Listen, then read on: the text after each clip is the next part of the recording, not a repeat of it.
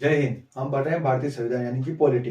Polity की पिछली class में हमने भाग 2 के बारे में पढ़ा था। भाग 2 में हमने अनुच्छेद 5 लगाकर अनुच्छेद 11 तक देखे थे। भाग 2 क्या कहता है? भाग 2 भारत में नागरिकता के बारे में बताता है कि किस प्रकार आप भारत की नागरिकता ग्रहण कर सकते हैं या आप किस प्रकार आपको भारत की नागरिकता मिली हुई है।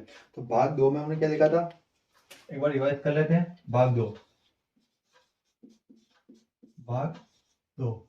क्या कहता? क्या बताता? भाग 2 भारत की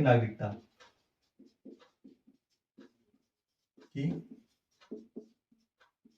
नागरिकता भारत की नागरिकता यानी किस किस लोगों को भारत की नागरिकता मिली हुई है। इसमें हमने अनुच्छेद 5 लगाकर 11 तक पढ़े थे, है ना। अनुच्छेद 5 क्या कहता है? अनुच्छेद 5 कहता है संविधान के प्रारंभ में भारत की नागरिकता, है ना। क्या? संविधान के प्रारंभ में नागरिकता, संविधान के प्रारंभ में नागरिकता, संविधान के प्रारंभ में नागरिकता। यह मतलब कि संविधान, जिस दिन से संविधान लागू हुआ उस दिन से जो जो व्यक्ति भारत के अंतर्गत रहते थे उन सभी को भारत की नागरिकता दे दी जाएगी। इसमें 3 प्रकार की शर्त रखी गई थी। कौन कौन सी शर्त थी? कि या तो वो जन्म के आधार पर उनका जन्म भारतीय सीमा क्षेत्र में हुआ। दूसरी शर्त क्या थी? कि माता या पिता दोनों में से कोई एक भारतीय हो, है ना। माता या पिता में से कोई एक भारतीय हो, या वो 6 माह संविधान लागू होने के 6 माह पहले से भारतीय सीमा क्षेत्र के अंतर्गत रहते हो। ऐसे लोगों को संविधान के प्रारंभ से स्वतः ही भारत का नागरिक मान लिया जाएगा। ये बात अनुच्छेद 5 कहता है। अनुच्छेद 6 क्या कहता था? अनुच्छेद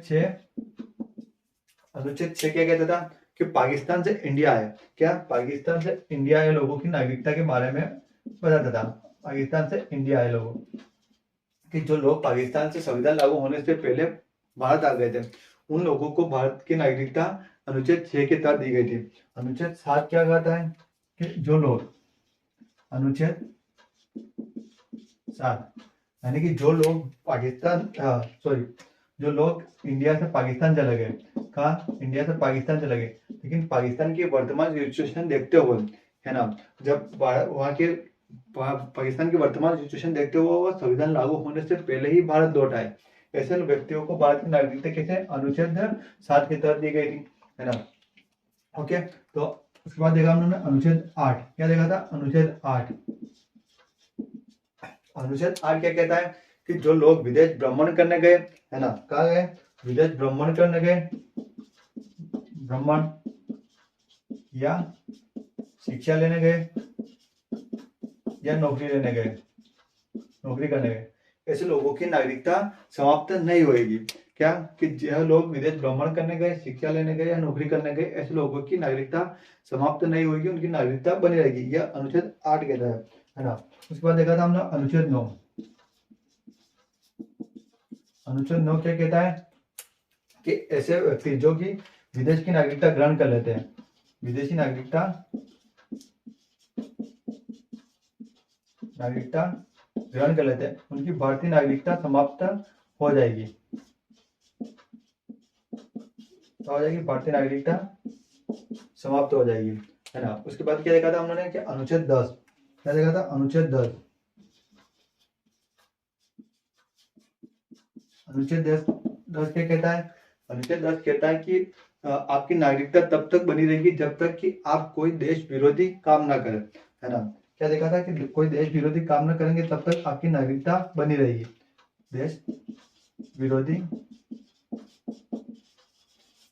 विरोधी काम ना करेंगे तब तक आपकी नागरिकता बनी रहेगी, है ना। आपकी नागरिकता आपसे कोई नहीं छीन सकता। लेकिन अनुच्छेद 11 क्या कहता है? अनुच्छेद 11 क्या कहता था? कि नागरिकता संबंधित कानून, क्या? नागरिकता संबंधित कानून कौन बनाएगा? भारत की संसद बना सकती है। और संसद का कौन सा सदन? गृह मंत्रालय। कौन सा मंत्रालय? गृह मंत्रालय इसका संविधान मतलब नागरिकता संबंधित कानून बना सकता है ना। इसका अभी वर्तमान में भारत के गृह मंत्री कौन? अमित शाह जी। कौन है? अमित शाह जी। अब हुआ क्या कि जब ये अनुच्छेद 5 लगाकर 11 तक उस समय के सिचुएशन को देखते हुए हमारे संविधान निर्माताओं ने उस समय जब पाकिस्तान का विभाजन हुआ था तो कुछ लोग पाकिस्तान से भारत आ रहे थे, कुछ भारत से पाकिस्तान जा रहे थे और वहां पे दंगे फसाद भी बहुत अत्यधिक मात्रा में हो रहे थे। ये दंगे कैसे हो रहे थे आप गदर मूवी के अंतर्गत देख सकते हैं कि वहां पे जो दंगे हो रहे थे उसकी सिचुएशन को, तो उस सिचुएशन को ध्यान में रखते हुए उस समय संविधान निर्माताओं द्वारा ये 11 मतलब 5 से लगा के अनुच्छेद 11 तक कुछ अनुच्छेद बताए गए और बताया गया कि उस समय जो जो नागरिक भारत के होंगे उनको किस प्रकार भारत की नागरिकता दे दी जाएगी। लेकिन संविधान निर्माताओं ने यानी कि डॉक्टर भीमराव अम्बेडकर, जवाहरलाल नेहरू, सरदार वल्लभ भाई पटेल, अपना मौलाना अब्दुल कलाम आजाद और डॉक्टर राजेंद्र प्रसाद, इन लोगों के द्वारा सूझबूझ दिखाते हुए अनुच्छेद 11 जोड़ा गया और क्या कहा गया कि नागरिकता संबंधित कानून संसद बना सकती है। संसद का गृह मंत्रालय जब चाहे नागरिकता संबंधित कानून ला सकता है। तो संसद द्वारा सर्वप्रथम नागरिकता संबंधित कानून कब लाया गया? सर्वप्रथम नागरिकता संबंधित कानून लाया गया 1955 में, नागरिकता अधिनियम। पहला नागरिकता अधिनियम लाया गया। नागरिकता अधिनियम कब लाया गया? 1955 के अंतर्गत 1955 में पहला नागरिकता अधिनियम लाया गया। कब लाया गया? 1955 में पहला नागरिकता अधिनियम लाया गया, है ना। पहला नागरिकता अधिनियम कब लाया गया? 1955 में लाया गया। इसमें क्या बताया गया कि इसमें भारत की नागरिकता ग्रहण करने की 5 विधियां बताई गई। कितनी विधियां बताई गई? 5 विधियां बताई गई कि इन 5 विधियों द्वारा आप भारत की नागरिकता ग्रहण कर सकते हैं, है ना। कौन कौन सी विधियां बताई गई? 5 विधियां। तो पहली विधि थी कि जन्म के आधार पर नागरिकता। कौन सी नागरिकता? जन्म के आधार पर, जन्म के आधार पर नागरिकता,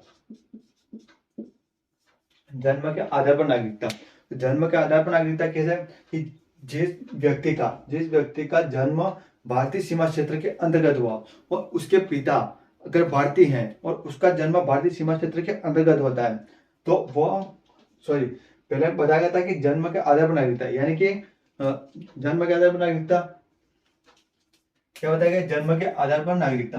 तो जन्म के आधार पर नागरिकता कैसे? कि जिस व्यक्ति का जन्म भारतीय सीमा क्षेत्र के अंतर्गत हुआ वे सारे व्यक्तियों को भारत की नागरिकता जन्म के आधार पर, नागरिकता के आधार पर स्वतः ही दे दी जाएगी। लेकिन इसका मिस यूज होने लगा।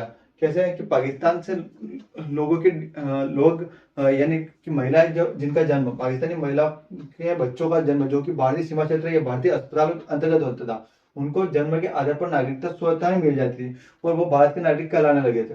इसी प्रकार किसी भी विदेशी राज्य का या विदेशी देश का कोई भी नागरिक अगर बाहर आता है और अगर उनका बच्चा भारतीय सीमा क्षेत्र के अंतर्गत जन्म लेता है तो उसको इस अनुच्छेद के तहत यानी इस अधिनियम के तहत, नागरिकता अधिनियम की पहली विधि जन्म के आधार पर नागरिकता के तहत भारत की नागरिकता दे दी जाती थी।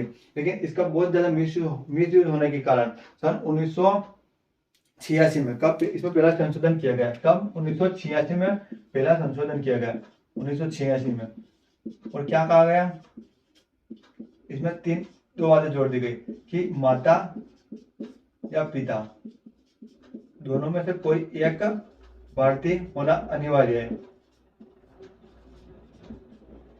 अनिवार्य है।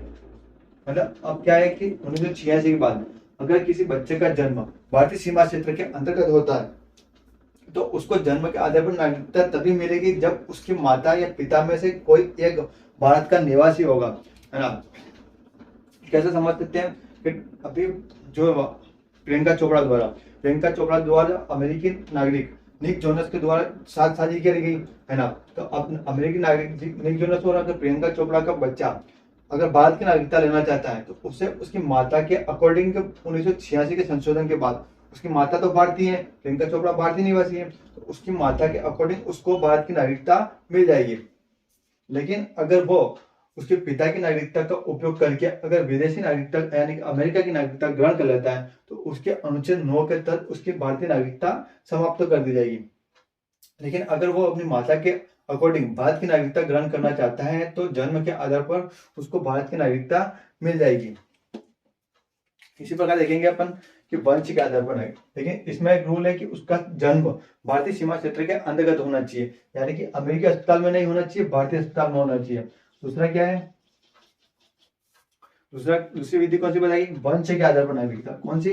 वंश के आधार पर नागरिकता। वंश के आधार पर नागरिकता मतलब कि भारत का मतलब किसी बच्चे का जन्म कहीं पे भी हुआ हो, लेकिन अगर उनकी माता या पिता दोनों में से कोई एक, माता या पिता दोनों में से कोई एक अगर भारत का निवासी है ना, या उनके दादा दादी नाना नानी में से कोई भी एक अगर भारत का निवासी है, या उनके वंश में से कोई भी अगर भारत शासन अधिनियम या 1947 के बाद जो स्वतंत्रता जो नागरिकता मिली वो नागरिकता ग्रहण किया हुआ है, तो उसको वंश के आधार पर भारत की नागरिकता प्रदान कर दी जाएगी, है ना। लेकिन इसमें सर्व पहले क्या था कि पहले सिर्फ पिता के वंश के आधार पर ही नागरिकता दी जाती थी, क्योंकि भारत एक पितृसत्तात्मक देश है ना, पितृसत्तात्मक देश ही है, तो यहाँ पर पिता के आधार पर मतलब पिता के वंश के आधार पर ही यहाँ पर नागरिकता दी जाती थी। लेकिन जब 1992 में इसमें पहला संशोधन किया गया, कब किया गया? इसमें 1992 में संशोधन किया गया, 1992 में संशोधन किया गया, और माता और पिता दोनों को जोड़ दिया गया, माता और पिता दोनों को जोड़ दिया गया कि 1992 के बाद माता के वंश के आधार पर भी आपको भारत की नागरिकता मिल जाएगी। जैसे कि सानिया मिर्जा का अगर बच्चा सानिया मिर्जा का बच्चा अगर भारत की नागरिकता ग्रहण करना चाहता है तो वो पाकिस्तान का नागरिक है, अगर वो पाकिस्तान की उसके पिता के अकॉर्डिंग पाकिस्तानी नागरिकता ग्रहण नहीं करता है, लेकिन माता के अकॉर्डिंग अगर वो भारत की नागरिकता ग्रहण करना चाहता है तो उसकी माता का वंश भारतीय है, तो उसको माता के अनुसार उसकी माता के अनुसार उसको भारत की नागरिकता मिल जाएगी। कब से? 1992 के संशोधन से पहले। लेकिन 1992 से पहले क्या था कि उसके पिता का वंश भारतीय होना चाहिए तभी उसको भारत की नागरिकता मिलेगी। लेकिन 1992 के बाद उसकी माता और पिता दोनों में से अगर किसी का भी वंश भारतीय सीमा क्षेत्र में है तो उस बच्चे को भारत की नागरिकता 18 साल की उम्र होने के बाद दे दी जाएगी, है ना। लेकिन उसके लिए भी अनिवार्य शर्त यह है कि वो किसी विदेशी राज्य या विदेशी देश की नागरिकता ग्रहण नहीं करता हो, तभी उसे भारत की नागरिकता दी जाएगी। उसके बाद देखा था अनुच्छेद उसके बाद कौन सी विधि बताई गई? पहली विधि बताई गई जन्म के आधार पर, दूसरी आई वंश के आधार पर, तीसरी विधि बताई गई पंजीकरण द्वारा। किसके द्वारा? पंजीकरण द्वारा। पंजीकरण करवा के भाई भारत की नागरिकता ग्रहण कर सकते हैं, पंजीकरण के आधार पर, है ना। इसे पंजीकरण के आधार पर भारत की नागरिकता ग्रहण कर सकते हैं। कैसे कैसे कर सकते हैं? कि या तो कोई व्यक्ति भारतीय महिला से या कोई महिला भारतीय पुरुष से विवाह करती हो, या वो यहाँ पर नौकरी करता हो या करती हो, नौकरी करता हो या करती हो, और वह इन दोनों के साथ लगातार 7 साल तक लगातार कंटिन्यूसली 7 साल तक अगर भारतीय सीमा क्षेत्र में निवास करता है तो उसे पंजीकरण द्वारा भारत की नागरिकता ग्रहण कर सकता है। वह अगर यहाँ पर विवाह किया हो या उसने यहाँ पर लगातार नौकरी कर रहा हो और लगातार 7 साल तक अगर भारतीय सीमा क्षेत्र के अंतर्गत रहता हो तो वो भारत के गृह मंत्रालय में पंजीकरण करवा सकता है कि हमें यहाँ की नागरिकता दे दी जाए, और गृह मंत्रालय उसका नागरिकता दे सकता है। यह मिनिमम रिक्वायरमेंट है कि वो विवाह किया हुआ होना चाहिए, उसकी नौकरी होनी चाहिए, या 7 साल यहाँ रहना चाहिए। यह एक मिनिमम रिक्वायरमेंट है। ऐसा नहीं है कि यह होने के बाद उसको भारत की नागरिकता मिल ही जाएगी। यह होने के बाद इतना तो होने के बाद उसका भारत सरकार का जो गृह मंत्रालय है वो डिसाइड करेगा कि इनको पंजीकरण के आधार पर नागरिकता दी जानी चाहिए या नहीं दी जानी चाहिए। क्योंकि भारत में ऐसा है कि एग्जाम्पल के तौर पर समझते अपन, कोई भी पाकिस्तानी है, कोई भी पाकिस्तानी आतंकवादी है, तो पाकिस्तानी आतंकवादी के लिए भारत में विवाह करना कोई बड़ी बात नहीं है। वो भारत में किसी भी महिला से विवाह कर सकता है। भारत में नौकरी करना भी कोई बड़ी बात नहीं है ना, क्योंकि वो भारत में नौकरी भी कर सकता है, विवाह भी कर सकता है, और लगातार 7 साल तक भारत में रह भी सकता है ना। क्योंकि इन पाकिस्तान आतंकवादियों का कोई ये तो है नहीं, आतंकवादी बहुत बड़ी प्लानिंग के साथ आते हैं, वो लगातार 10-10 साल तक भी भारत में रहते हैं स्लीपर सेल के तौर पर, तो वो यहाँ की महिला से विवाह भी कर सकते हैं, नौकरी भी ले सकते हैं, लेकिन 7 साल भारत में रह भी सकते हैं। लेकिन इसलिए यह मिनिमम रिक्वायरमेंट है कि इसके बाद आप पंजीकरण करवाएंगे, उसके बाद भारत सरकार का गृह मंत्रालय डिसाइड करेगा कि आपको यहाँ की नागरिकता देनी है या नहीं देनी है। क्योंकि यहाँ पर आतंकवादियों के लिए भारत में विवाह करना कोई बड़ी बात नहीं है। यहाँ तो बहुत सारे लोग पैसों के चक्कर में अपनी लड़कियों का विवाह किसी के साथ कर सकते हैं, या किसी भी नौकरी को देख के किसी के साथ विवाह। भारत सरकार द्वारा कहा गया है कि यह मिनिमम रिक्वायरमेंट है उसके बाद भारत सरकार का गृह मंत्रालय डिसाइड करेगा कि आपको नागरिकता दी जानी चाहिए या नहीं दी जानी चाहिए। तो यह है पंजीकरण के आधार पर नागरिकता। उसके बाद है देशीकरण के आधार पर नागरिकता। के आधार पर, देशीकरण के आधार पर, देशीकरण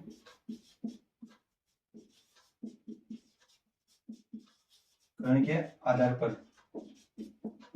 देशीकरण के आधार पर नागरिकता किस प्रकार प्राप्त होगी कि कोई भी व्यक्ति जो भारत की नागरिकता ग्रहण करना चाहता है उसे भारतीय भाषा का ज्ञान होना चाहिए, यानी जो भारत की जो 22 भाषाओं का उल्लेख संविधान में किया गया है ना, उन भाषाओं में से किसी एक भाषा का ज्ञान होना चाहिए। और एक भाषा का ज्ञान होने के साथ साथ वो कला क्षेत्र में, यानी किसी भी फील्ड में, एक्टिंग फील्ड हो, सिंगिंग फील्ड हो, या कोई सा भी गेम हो, उनमें से उसमें कोई एक कला होनी चाहिए, या कला का अच्छा जानकार होना चाहिए, या उसे विज्ञान के क्षेत्र में यानी कि साइंस के क्षेत्र में अच्छा पद हासिल हो, या वो साइंस के क्षेत्र में लगातार अच्छा कार्य कर रहा हो, है ना, तो उसको देशीकरण द्वारा नागरिकता दी जानी चाहिए, दी जा सकती है। लेकिन इसके लिए भी एक शर्त रखी गई है, क्या कि भाषा, कला और विज्ञान के साथ, क्या भाषा, कला और विज्ञान के साथ वो लगातार 10 साल तक, इसमें देशीकरण में क्या लगातार 10 ईयर तक भारत में निवास कर रहा हो, लगातार 10 ईयर तक भारत में निवास कर रहा हो, तो ऐसे व्यक्तियों को भारत की नागरिकता दे दी जाती है। कैसे कैसे कैसे व्यक्तियों को कि जिसको भाषा का ज्ञान हो, है ना, वो कला के क्षेत्र में निपुण हो, या कला के क्षेत्र में अपना योगदान देता हो, विज्ञान के क्षेत्र में अपना योगदान देता हो, और लगातार 10 साल तक अगर वो भारतीय सीमा क्षेत्र के अंतर्गत रहता है तो उसे भारत की नागरिकता दे दी जाएगी। एग्जाम्पल के तौर पर हम देखेंगे कि अक्षय कुमार जिनके पास की कनाडिया की नागरिकता थी, वो कनेडियन नागरिक थे, लेकिन वो लगातार 10 साल से भारत में रह रहे थे, उन्हें भारत की एक भाषा भी आती है, कला के क्षेत्र, विज्ञान के क्षेत्र में तो नहीं, लेकिन कला के क्षेत्र में वो भारतीय फिल्म जगत के बड़े सुपरस्टार है, तो उनको कला के आधार पर और भाषा के आधार पर और लगातार 10 साल रहने के बाद देशीकरण के आधार पर ही भारत की नागरिकता दे दी गई है। चौथा क्या आता है, पांचवी आती है अर्जित भूमि के आधार पर। इसके आधार पर, अर्जित भूमि के आधार पर, अर्जित भूमि के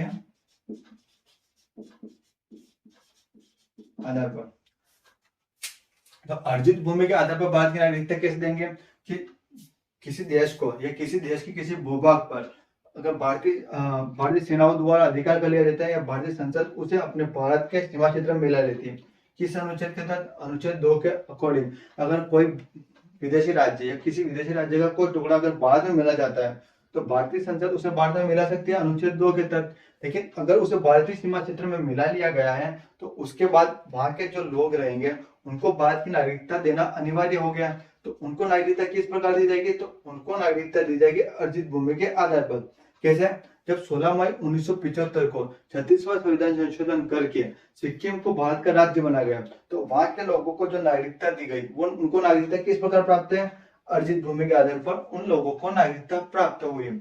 इसी प्रकार दूसरा कौन सा कि बांग्लादेश का जो परगना जिला है वो भारतीय क्षेत्र में शामिल किया गया, तो वो भारतीय क्षेत्र में शामिल किया गया है तो वहां के लोगों को भी तो भारत की नागरिकता देनी पड़ेगी, तो उनको नागरिकता किस प्रकार दी गई, अर्जित भूमि के आधार पर। किस किस को दी गई, एक तो सिक्किम, दूसरा परगना जिला,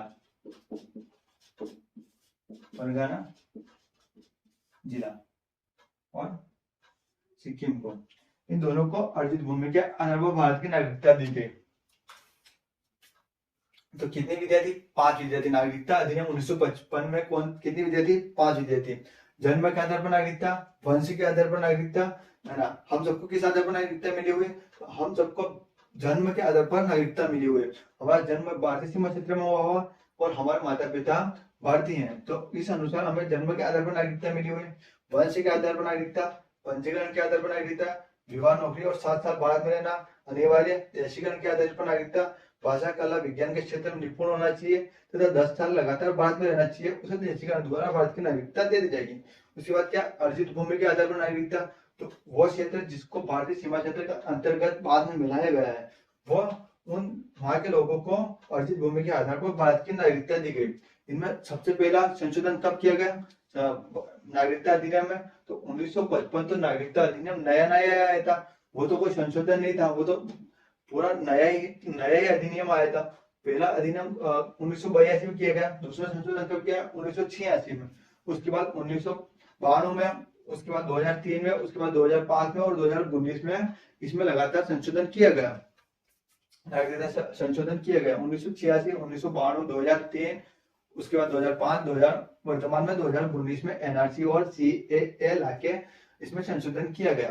तो अब हम आगे देखेंगे कि 2003 का संशोधन देखिए। तो 2003 के संशोधन में क्या है कि 2003 का संशोधन कोई बड़ा संशोधन नहीं था।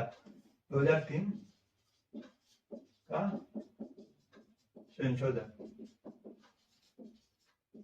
अब 2003 का संशोधन क्या कहता है? 2003 का संशोधन कहता है कि अगर कोई भारत की नागरिकता अवैधानिक तरीके से ग्रहण करता है या भारत का नागरिक किसी भी प्रकार से अवैधानिक तरीके से, यानी कि अगर वो देशीकरण के आधार पर, पंजीकरण के आधार पर गलत डॉक्यूमेंट देकर या अपनी कुछ जानकारी छुपाकर अगर भारत की नागरिकता ग्रहण करता है तो उसकी नागरिकता संसद समाप्त कर सकती है या भारत का गृह मंत्रालय समाप्त कर सकता है। क्या कि अवैधानिकता के आधार पर नागरिकता समाप्त कर सकता है। कौन कर सकता है? भारत का गृह मंत्रालय उसकी नागरिकता समाप्त कर सकता है। उसके बाद कब आया 2005 का संशोधन। 2005 का संशोधन कब आया? 2005 का संशोधन, 2005 का संशोधन ये किस समिति की अनुशंसा पर आया था? तो ये अक्सर एग्जाम में क्वेश्चन आता है 2005 के संशोधन से कि किस समिति की अनुशंसा पर इसका संशोधन आया था। तो यहाँ पर आया था एएलएम लक्ष्मीमल, कौन? लक्ष्मीमल सिंघवी समिति, लक्ष्मीमल सिंघवी समिति, लक्ष्मीमल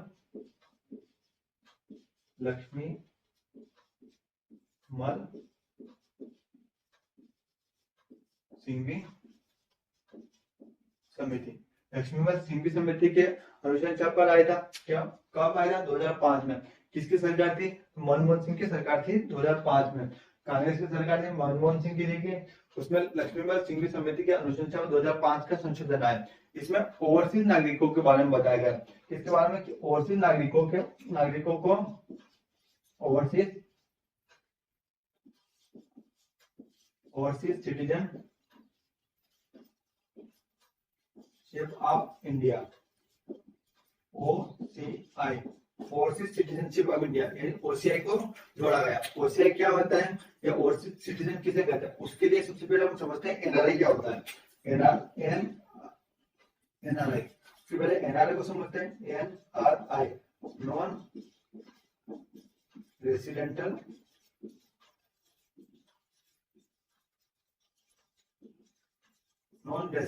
इंडियन।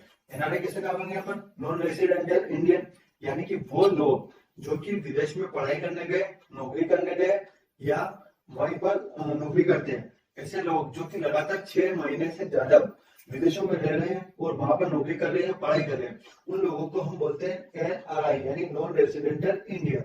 ऐसे लोगों को जो लोग विदेशों में लगातार भारत से 6 महीने तक भारत से बाहर रह रहे हैं, है ना, ऐसे लोगों को हम नॉन रेसिडेंटल इंडियन नहीं कहेंगे। जो कि विदेश में घूमने गए हैं 15 दिन या 10 दिन के अंदर तुरंत भारत लौट आए, ऐसे लोग NRI नहीं कह रहे थे। वो लोग NRI कहलाएंगे जो लगातार 6 महीने से ज्यादा भारत से बाहर है, मतलब मिनिमम 6 महीने से ज्यादा अगर भारत से बाहर है तो उनको नॉन रेसिडेंटल इंडियन या NRI कहते हैं। लेकिन अब बात आती है कि ओवरसीज सिटीजन ऑफ इंडिया कैसे कहते हैं? तो वे लोग जो घर पे नौकरी करने के लिए, क्या करने गए थे? नौकरी करने गए NRI बनकर, और वो वहां पर नौकरी करने गए बाहर विदेश में, लेकिन वो वहां पर स्टेबल हो गए, विदेश में जाकर स्टेबल हो गए, और वहां की विदेशी सरकार द्वारा या जो जिस देश में वो काम कर रहे थे वहां की गवर्नमेंट द्वारा उनको उस देश की नागरिकता प्रदान कर दी गई, है ना। जैसे एग्जाम्पल तौर पर देखते हैं अपन तो गूगल के CEO सुंदर पिचाई, माइक्रोसॉफ्ट के CEO सत्य नाडेला, ये यहाँ से बाहर गूगल में नौकरी करने गए थे, वो माइक्रोसॉफ्ट में नौकरी करने गए थे, लेकिन जब उनको वहां का CEO बना दिया गया गूगल कंपनी द्वारा, तो अमेरिकी गवर्नमेंट द्वारा सुंदर पिचाई को अमेरिका की नागरिकता दे दी गई और सत्य नाडेला को अमेरिका की नागरिकता दे दी गई। उसके बाद बहुत सारे जो बड़े बड़े उद्योगपति या बड़े बड़े जो बिजनेसमैन, बड़े बड़े जो लोग हैं वो विदेशों में नौकरी करने गए थे, लेकिन मान लो बहुत अच्छे पद के लोग होते हैं तो उन देशों की नागरिकता क्या करें, हम बोल के उन देशों की नागरिकता ग्रहण करें तो उनकी भारत की नागरिकता आरक्षण में स्वतः समाप्त हो जाती है।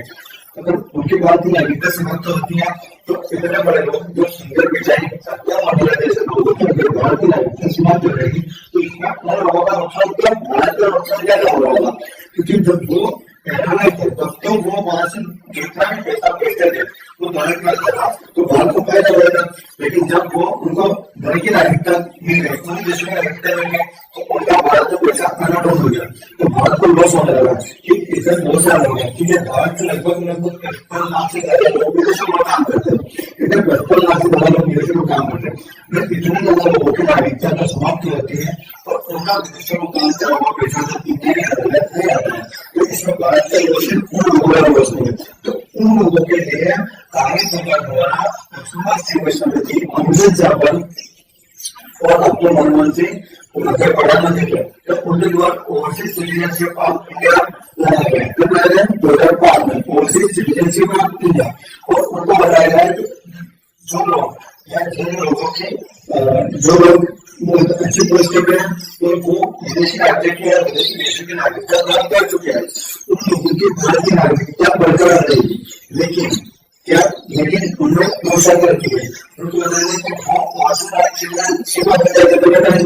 तो वो लोग ना तो भारत में चुनाव लड़ सकते हैं, क्या कर सकते हैं, भारत में किसी पार्टी से ना तो चुनाव लड़ सकते हैं, ना तो चुनाव लड़ सकते हैं, या किसी राजनीतिक पार्टी को वोट दे सकते हैं, या किसी की प्रचार में आ सकते हैं,